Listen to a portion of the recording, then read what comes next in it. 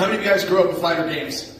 Like Mortal Kombat, Street Fighter? How many of you guys grew up with Power Rangers?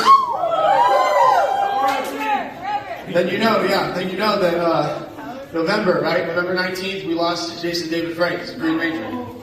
Yeah. And you know, I grew up watching Power Rangers, probably like a lot of you guys, and you know, I didn't follow Jason David Frank after growing up and not watching Power Rangers and not following a story and stuff like that. And I found him later on, and I was like, oh my gosh, he actually does more. He actually does fighting. He actually does jiu-jitsu. He does karate, and he does all these different mixed martial arts stuff. And he's really an awesome guy. He stayed fit, stayed handsome, stayed successful. And he went and toured a bunch of comic book places. He kept writing comic books, and he wanted to create a movie. He was doing all this stuff. It was amazing.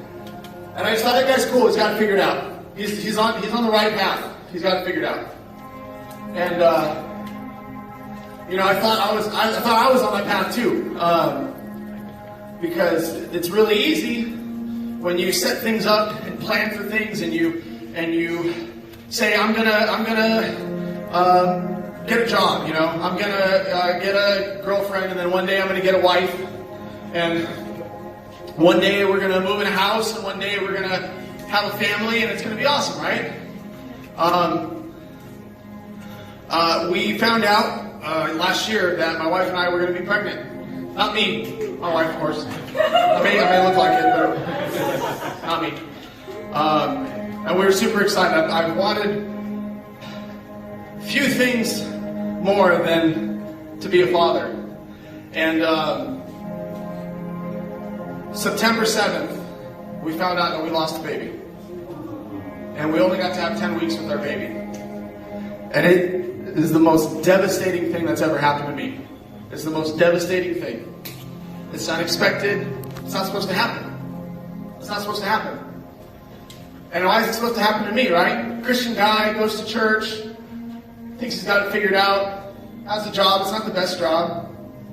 Gets to pour into people. I get to talk to people all the time. Gets to be a positive influence as much as I can. You guys still okay? I'm still good? And this happened. And so as a Christian, you have to decide, is what I believe still true, even when the worst thing imaginable can still happen to me? Even when I've given time, even when I've given emotion, even when I've given service, even when I've given my hope to God, this still happened to me. And it made me really think. It made me think about something in the Bible where, have you guys heard about Jesus walking on water? You guys know a thing or two about that? Jesus walking on the water. You know why he was walking on the water? Because one of his disciples was in a boat. And he said, Peter, come out and walk to me.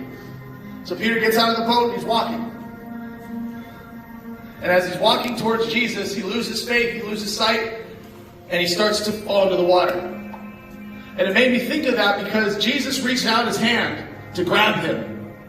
Jesus reaches out his hand to grab him.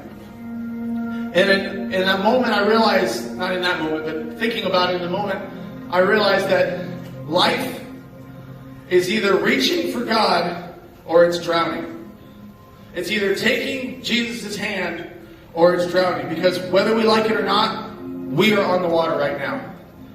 We are one day away from drowning. We are one thing away from drowning. Even when we think we have it all together. Jason David Frank, he had influence. People worshipped him.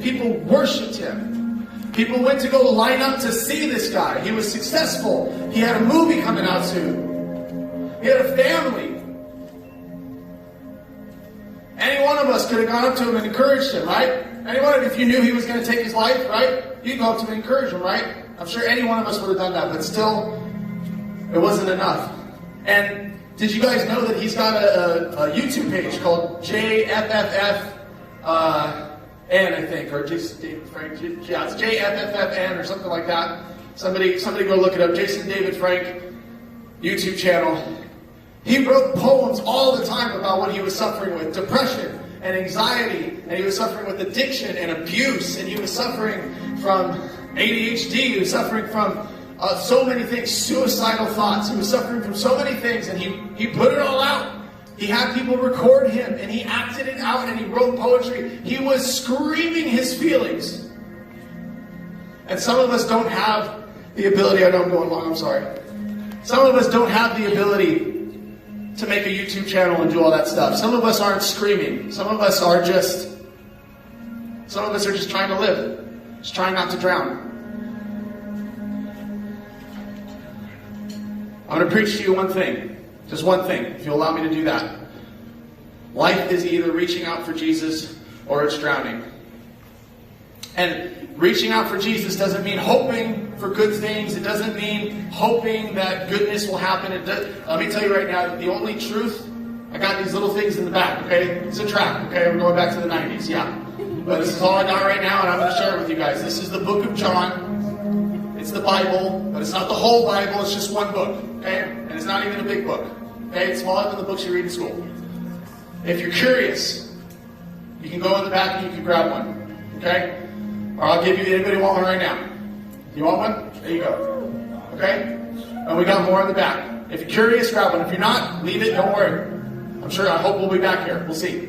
But I want you guys to know that you're not alone. I still choose to believe in God, even though that happened to me.